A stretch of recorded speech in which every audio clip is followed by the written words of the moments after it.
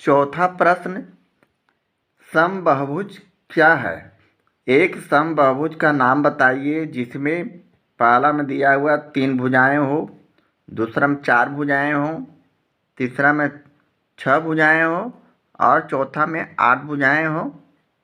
चलें इसे भी हल करते हैं। तो यहाँ समबाहुभुज का परिभाषा हमें जानना है, तो लिख देते हैं जिस बहुभुज के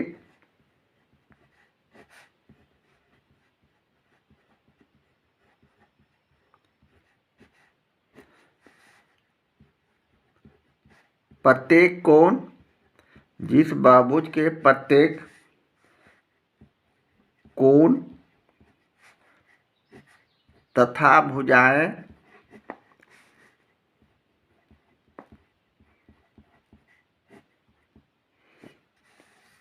बराबर माप की होती है,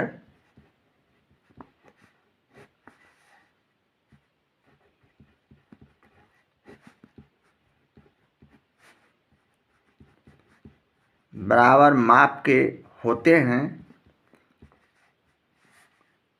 उसे समबाहुभुज कहते हैं।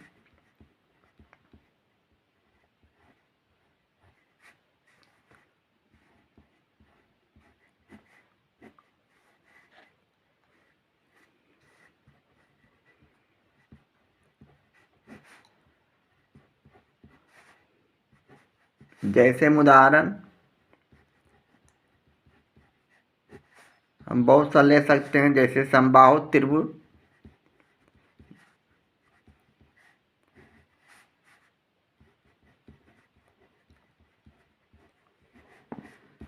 समबाहु त्रिभुज का प्रत्येक भुजा और कोण बराबर होता है। इसके अलावा वर्ग है, वर्ग भी हम कर सकते हैं, वर्ग का भी चारों कोण और भुजा बराबर होता है इत्यादि। अब पहला में है हम लोगों को समबाहु त्रिभुज। पहला में होगा त्रिभुज, भुजा दिया हुआ है कि 3 भुजाएं हो। पहला में हल है 3 भुजाएं मतलब तीनों कोण बराबर होना चाहिए। तो ये तो सिर्फ समबाहु त्रिभुज का ही होगा, 3 कोण। मान लिया इस तरह का हम कोण बनाए, इसका नाम ए, बी और सी रखा। मान लिया यह भी 3 सेंटीमीटर है, यह भी 3 सेंटीमीटर है और यह भी भुजा 3 सेंटीमीटर है।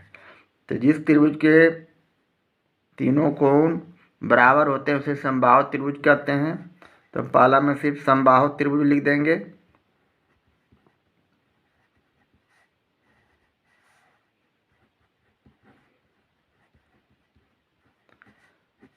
यही हमारा आंसर हो गया, सिर्फ लिखना है।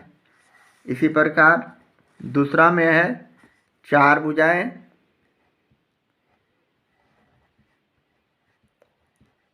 तो सबसे पहले 4 भुजा हम लोग बराबर बराबर दूरी का खींच लेते हैं, इसका नाम रख देते हैं ए, बी, सी और डी। मान लीजिए ये और ये चारों भुजा बराबर है। मान लीजिए 5 सेंटीमीटर है, समझने के लिए 5 सेंटीमीटर है, तो यह भी 5 सेंटीमीटर है, चारों भुजा बराबर है। इस तरह के त्रिभुज चतुर्भुज को हम लोग, ये चतुर्भुज 4 भुजा से बनती है, इसे हम चतुर्भुज कहते हैं। तो यह हो जाएगा समचतुर्भुज, या इसे वर्ग भी कह सकते हैं।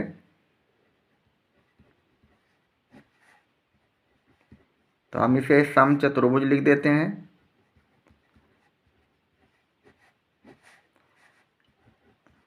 जिसे हम उत्तर में लिख सकते हैं। अगला है 3 भुजाएं हो,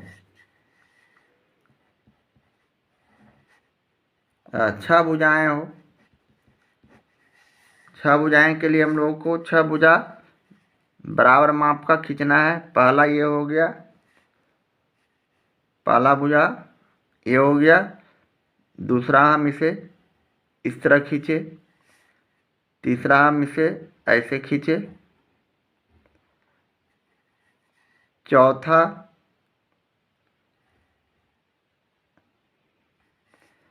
पांचवा,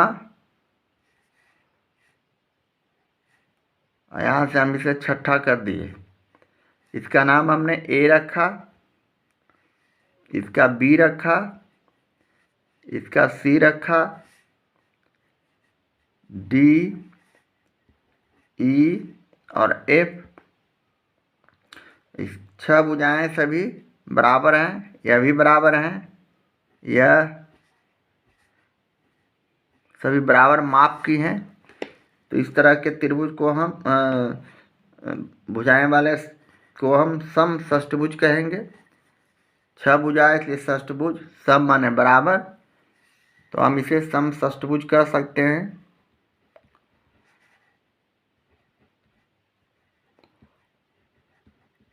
एक नंबर का अति लघु उत्तरीय प्रश्नों में ये सब आते हैं, इसलिए इसका आंसर हम लोग इसी तरह लिखेंगे। इसी तरह चौथा प्रश्न,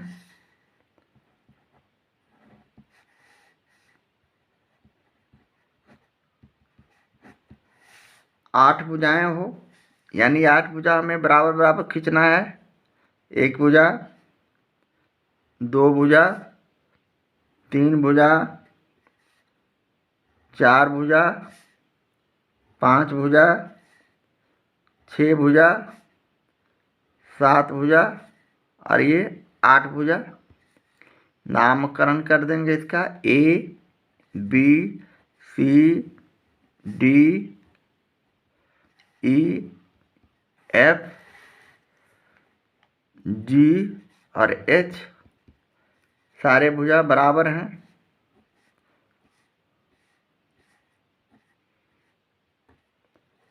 तो इसे हम सम यानी बराबर, आठ भुजा है तो अष्टभुज, तो हम इसे सम अष्टभुज नाम रखेंगे।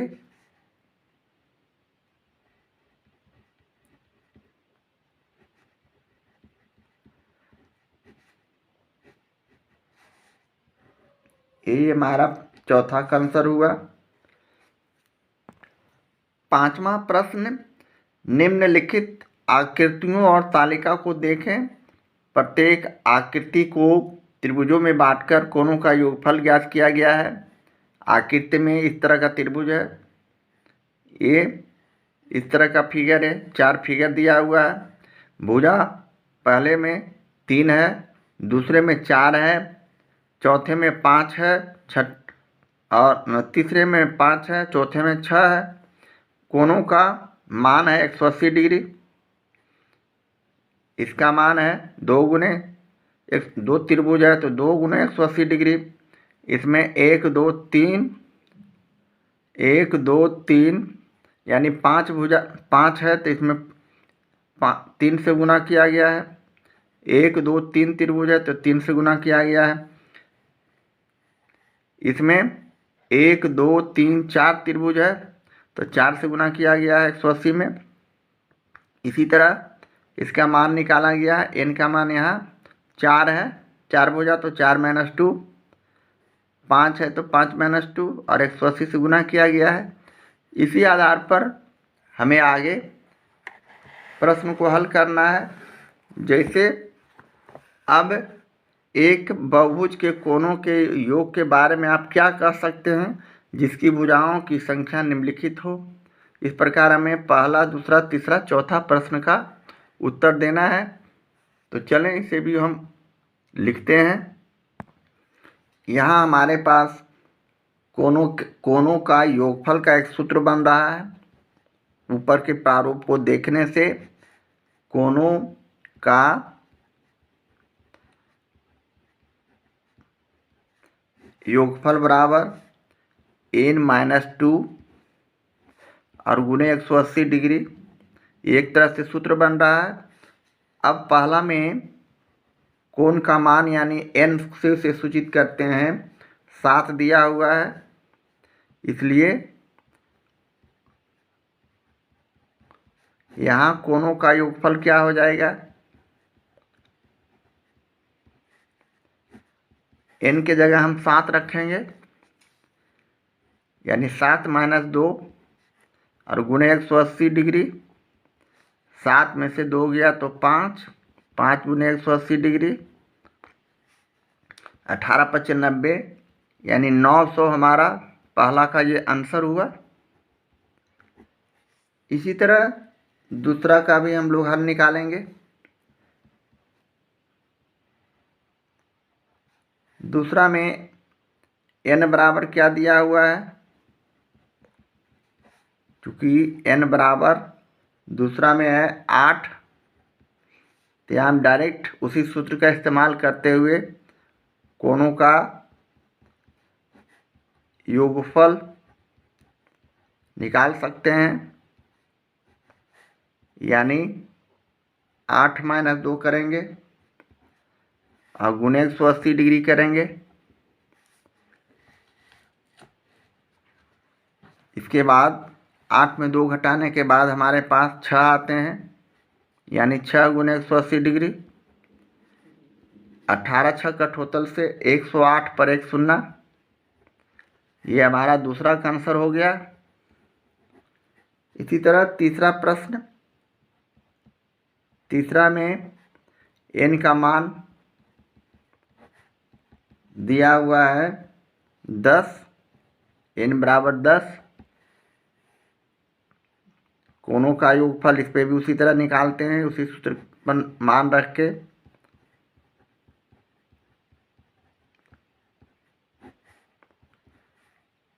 दस - 2 हो जाएंगे और गुणे 180 डिग्री। 10 में हमने 2 को घटाया तो हो गया 8, 8 गुणे 180 डिग्री, यानी 18 6 का टोटल से 18 7 26 से 18 8 44 से 144 पर 1 0, इतना हमारा आंसर हो गया। अब चलते हैं अगले पेज में। चौथा में भुजा n दिया हुआ है, जो कि ऊपर हम लोग लिखते आ रहे थे, तो n का ये तो सूत्र ही है, इसलिए कोणों का योगफल यहाँ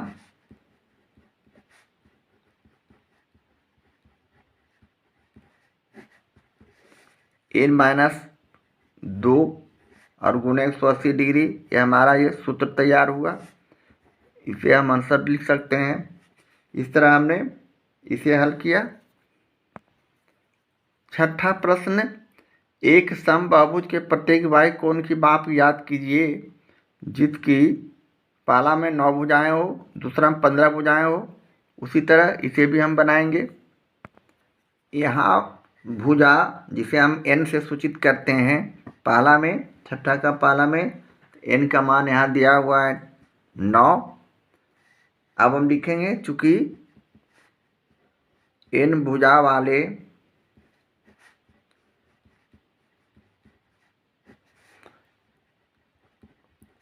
समबाहुभुज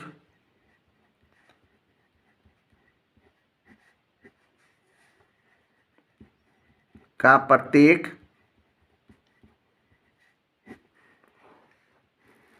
बहिष्कोण या बाह्य कोण एक ही बात है,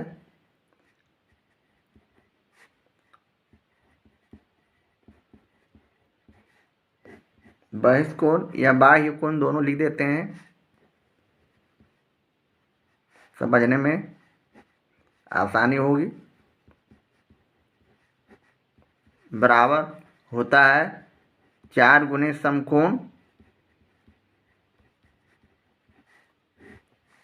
और बटे n, ये हमारे पास सूत्र बन रहा है। अब हम यहाँ n का मान रखेंगे, तो 4 गुणे समकोण माने 90 डिग्री का कोण को कहा जाता है समकोण।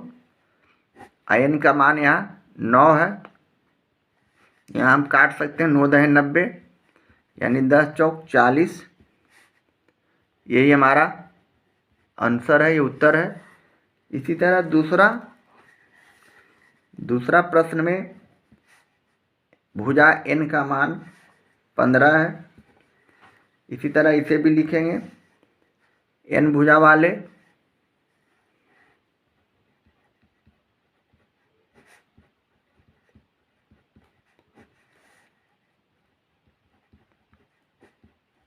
समबाहुभुज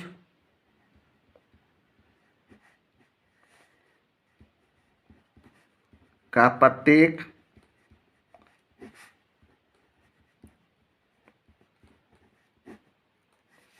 बाह्य कोण बराबर 4 समकोण अब बटे n, यानी 4 गुने 90 डिग्री बटे n का मान 15 रखे। 15 छक्का 90, 6 मत में ये कट गए, यानी 6 चौक 24 डिग्री हमारा आंसर हो गया।